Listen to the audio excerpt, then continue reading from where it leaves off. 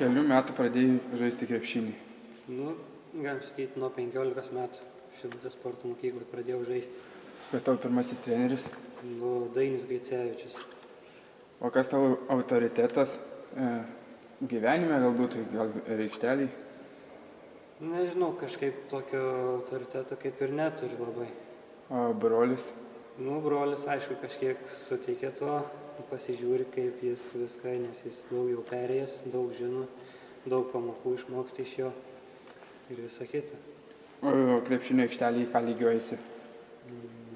Kažkaip savęs neturiu, ko sulyginti daug. Nežinau.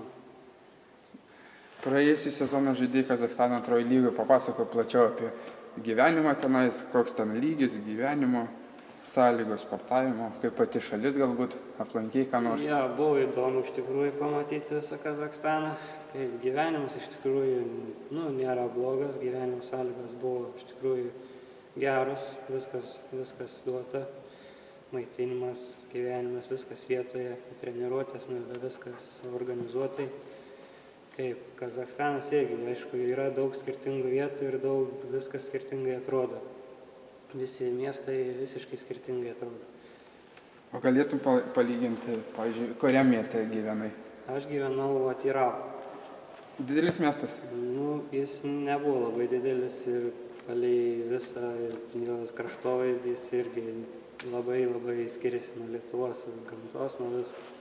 O galėtum tą miestą, pavyzdžiui, su Palanga palyginti?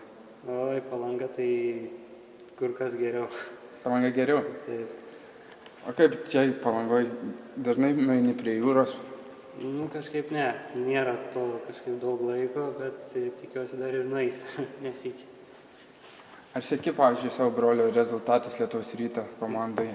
Taip, aišku, pasižiūriu po kiekvienų varžybų visada ir pasiskambini ir pasišneki, kaip kas viską. O visai taviškių seka? Taip, irgi visada po kiekvienų varžybų irgi parašo gerai, viskas, šaunuolis ir toliau. O su kurio komandos draugu geriausiai sutari ir daugiausiai gal bendrauji? Nežinau, kažkaip visi draugiški, visi su visais viską šnekam normaliai. Nėra dar po kol kas tokio vieno.